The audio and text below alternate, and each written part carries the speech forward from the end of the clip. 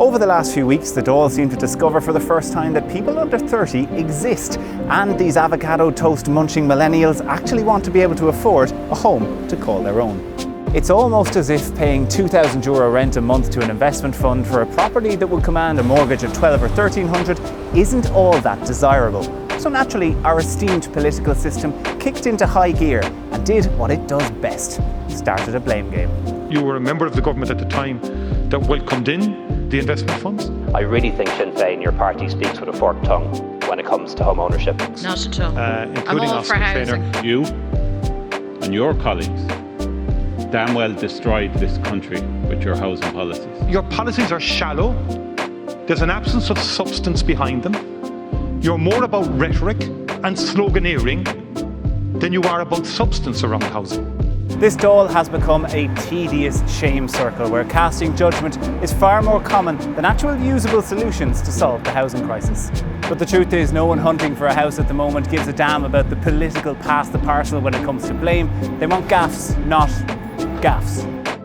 And really, it's no surprise that young people are fed up, with a recent ESRI report pointing out that my generation is likely to be the first to be less well off than our parents. Add to that a year of a pandemic that disproportionately impacted industries that are more likely to employ young people and took away all of the activities that make being in your 20s a lot of fun. To have to go through the second recession of your adult life by the time you're 30, that's bad luck. To have to go through the only recession in recent memory where house prices shot up, well, that is something else entirely.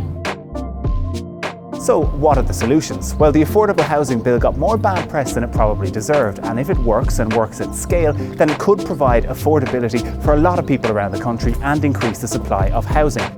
But it is a sad state of affairs that many people will need two state schemes in the shared equity scheme and the Help to Buy just to afford a roof over their heads.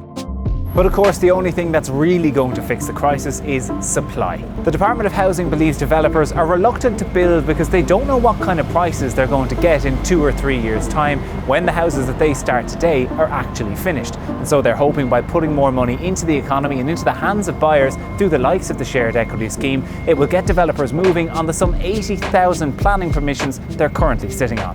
In turn, they hope this will ease pressure on the market while the affordable and cost rental programmes driven by local authorities get off the ground. So will these measures work, or is generation rent here to stay? Well, really only time and a political willingness to accept this as the social issue of a generation will tell. Fianna Fáil builds houses. That's what the party has told us repeatedly over the years, but if they fail this time, the political and social costs are arguably higher than they've ever been.